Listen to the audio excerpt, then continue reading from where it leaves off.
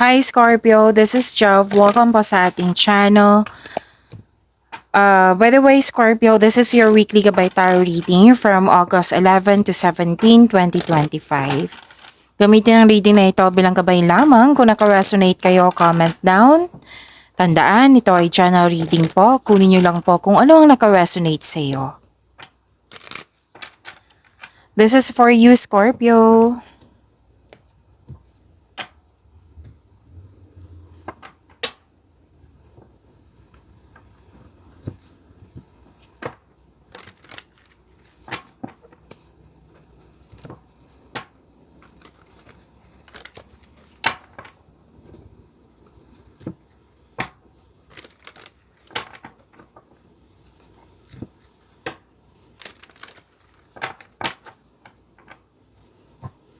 Para po ito sa iyo, Scorpio.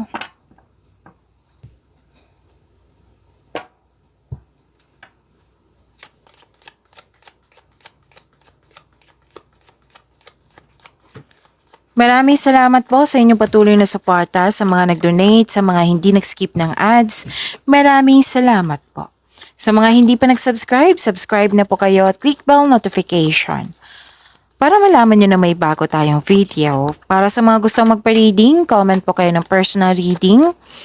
Again, comment kayo ng personal reading and check my reply sa comment section.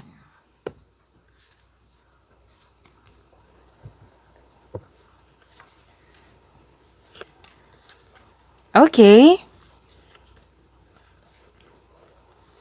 Okay. Good luck and good karma. Diba? Ang ganda. Positive opportunities. Things going your way. May recognition. Pwedeng fame awards. Basta po may recognition. Pwedeng nagbigay din ng compliment sa iyo. At kitang-kita ko yung happiness mo dito kasi may success din. Claim niyo po. This is also hope. Makaka-receive kayo ng good news. And nakita ko rin dito na may parating na malaking pera. Pwedeng expectation nyo to na darating for this week. Basta po may malaking pera, pwedeng check din ito or cash. Or di kaya may importanteng news or information. Makakatanggap kayo ng news or information. At nakikita ko rin dito na may malalaman mo yung totoong intensyon ng isang tao sa iyo. May importanteng desisyon din po. Okay?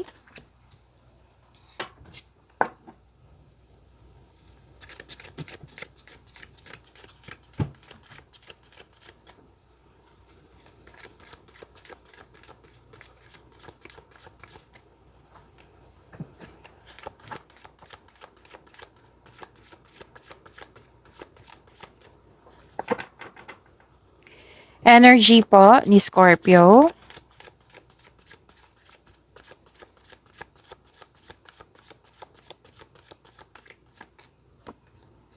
Andito po si Angel of Peace. Okay, tumalon.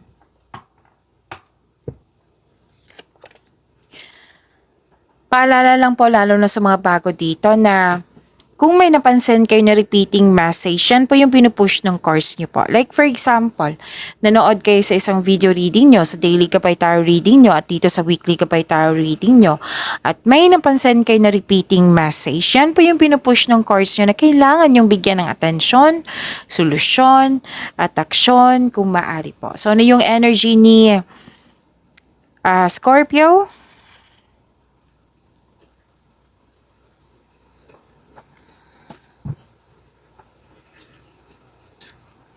Nagkaroon ng pagkakaisa, moderation, katahimikan, nakatanggap kayo ng tulong or regalo, or nagtutulungan kayo dyan. Combination of forces nakikita ko dito. May realization din. Ang ganda nito kasi optimism. May adventure, you're seeking higher wisdom and truth. Kung sa astrology pa yan ha, you're seeking higher wisdom and truth. And, okay. Sabi ng card na You are divinely guided. Maaring nagbigay ito ng signs sa pamamagitan ng isang tao or kaibigan na maaring makatulong sa struggle mo ngayon. So, nagbigay ang universe ng tulong sa pamamagitan sa isang tao na para tulungan ka. Kaya kailangan mo ng patience po dito as the universe goes to work to bring your desires into reality. So this card tells you na seek balance and create a calm atmosphere. Okay. May masungit kayong kasamahan dito or sensitive, masyadong sensitive. Willing kang magbigay ng mahabang pasensya. At naintindihan mo kung bakit siya ganyan, yung masungit, sensitive, naintindihan mo. So, willing kang magbigay ng mahabang pasensya. And may sabi din dito, advice to na pay attention kayo sa inyong income at sa paggasta. Kumbaga, pasok ng pera at paglabas ng pera. Yan ang sabi. So, yun, pay attention kayo sa inyong income at sa paggasta. Kumbaga, monitor and control. Para din savings, mag-save kayo. Okay? So, this is katahimikan. Ang ganda nito, serenity.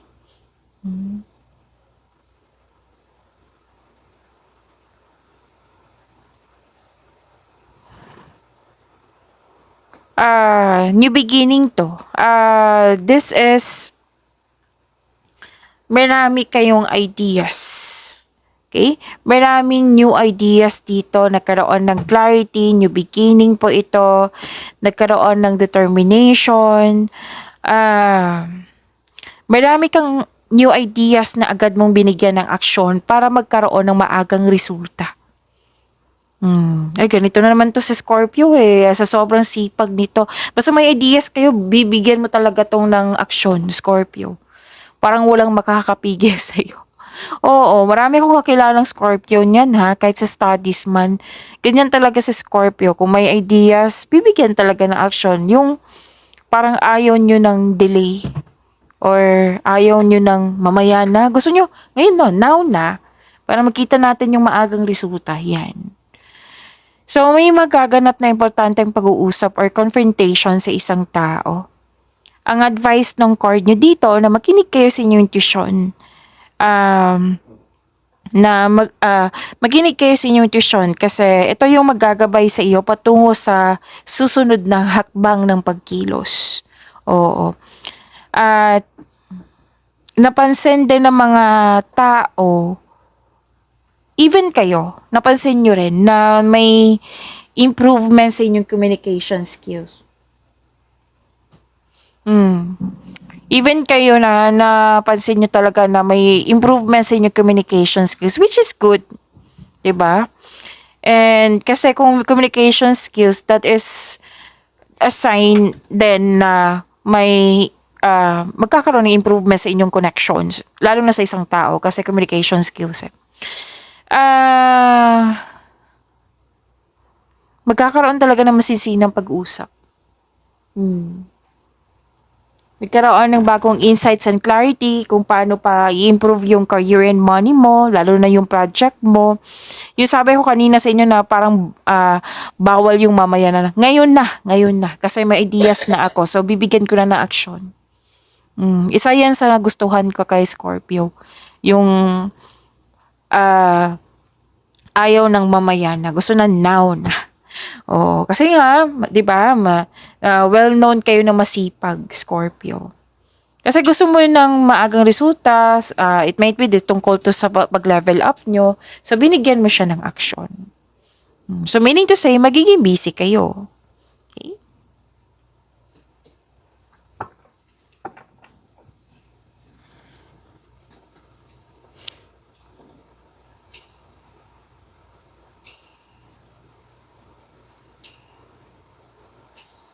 Okay, so, andito si Angel of Peace, diba? Oo. To attract more blessings, let us say the power of affirmation. Let's say, I I sense my angels' loving guidance around me. Again, I sense my angels' loving guidance around me.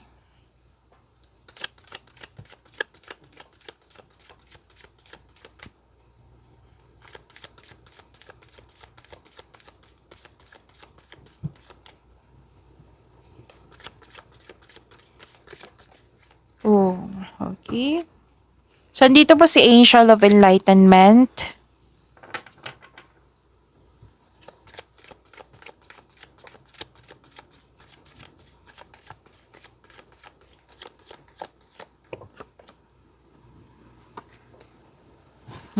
Okay.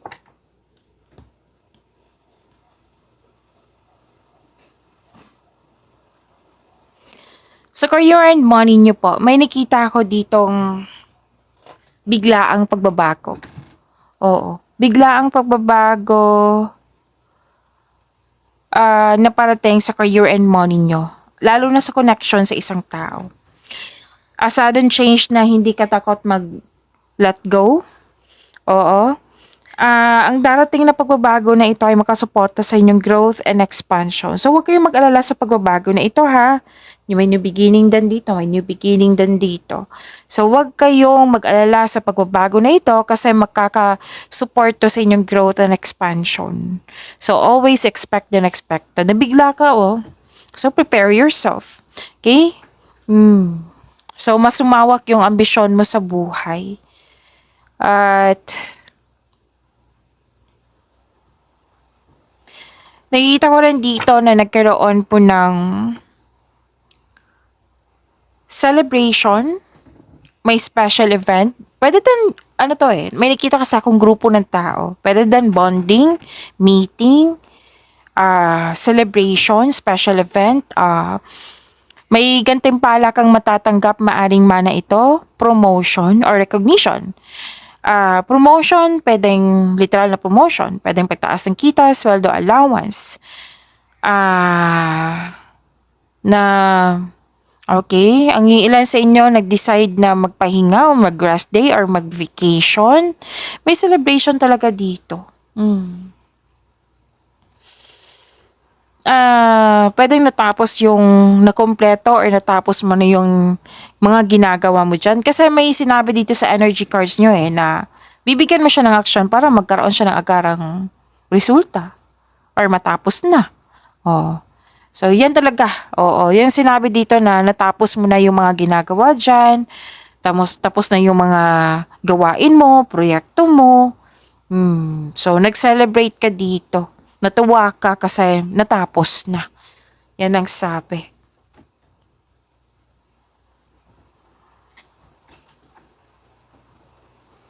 Nakikita ko rin dito na nagkaroon po ng marami kang naisip na bagong ideas. Bagong ideas. Bibigyan mo nga siya ng aksyon. So, naulit na naman yung mensahe dito. From energy to here. Ideas na bibigyan mo siya ng aksyon para sa ikakabuti ng iyong negosyo, ng iyong trabaho, ng iyong kaperahan.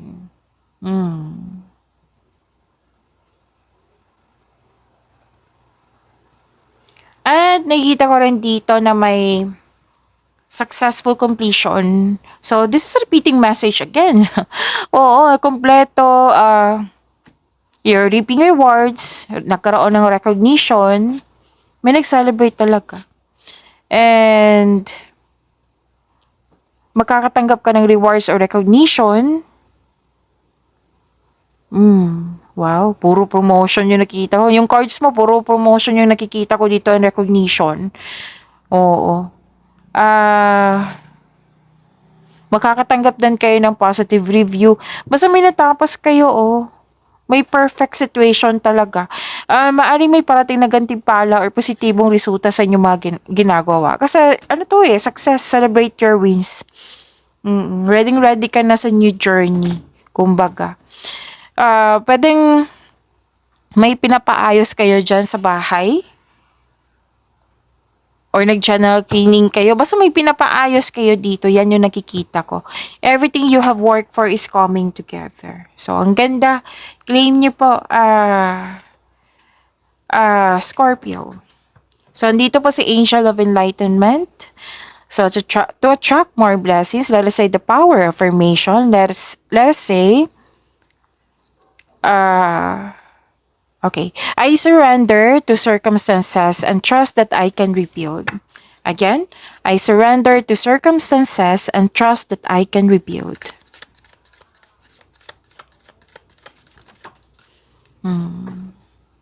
Oh, wow! Andito si Angel of Abundance.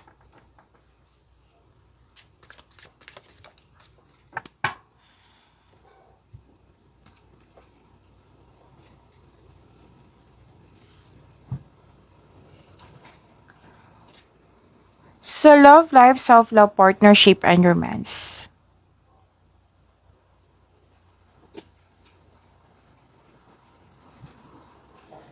You're receiving love. Nagkaroon ng growth and expansion.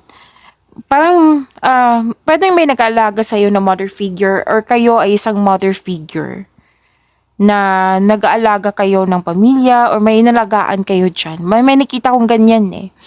And, nagkaroon ng time sa nature.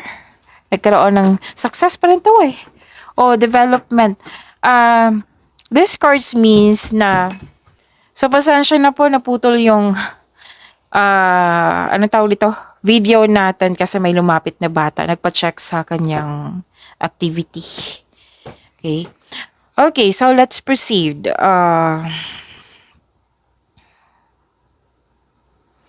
Okay. May pagbubungang mabuti na parating po. Pwedeng bagay or pagbubuntis. Okay? This is also means fertility. Kung gusto nyo mabuntis, then go ahead. Kung pwede. Kung ayaw nyo, then use protection. Huwag kayong mag-alala kasi lahat naman tayo dito, adult. Okay? Lahat tayo adult. So, ayun. Kung wala pong ganyan, pwede din na abundance and success ito. Oo. So, this is also means abundance and success. So, this card tells you na be happy with the results of your actions. Nakita ko rin dito nalagaan mo yung sarili mo, you love yourself more. Oo. Okay? Ang ganda rin ito kasi this is growth and expansion. Nagkaroon na, what I meant is nagkaroon ng time for yourself, nagkaroon ng happiness, development, yan, ang ganda.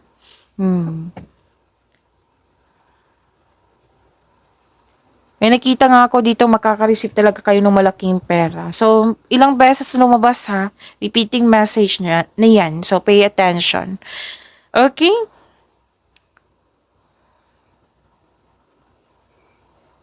So, andito po si Angel of Abundance to attract more blessings. Let us say the power of affirmation. Let us say, I am abundant and at peace with myself. Again, I am abundant and at peace with myself.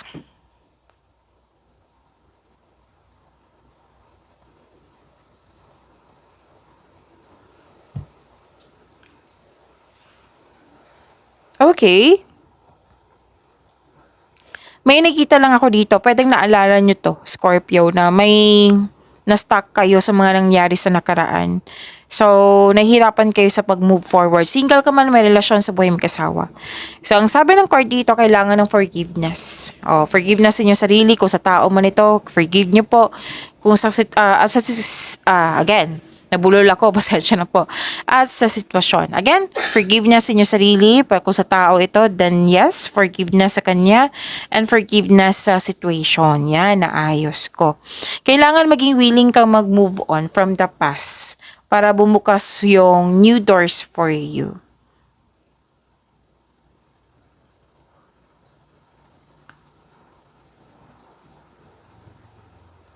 Okay, sa mga single dito may maliligaw ka na very charming at passionate partner na very active kang suyuin. May mabilis dito na pumasok sa relasyon or sobrang bilis ng pasok ng isang bagong tao sa inyo. Sabi ng card, enjoy nyo po yung getting to know each other stage nyo. Huwag po daw kayong magmadali. Kilalanin ng mabuti. And maaring matatagpuan mo siya or makatagpo ka ng bago while traveling. And sa buhay mag-asawa, sa mga relasyon, maaring may project kayo na bibigyan mo siya ng agarang aksyon. Kanina pa to, di ba? May gagawin talaga kayo na bibigyan nyo siya ng aksyon. So, yun. Pag-imanin nyo po yung blessings na binigay sa inyo. See you tomorrow, Scorpio. Maraming salamat po.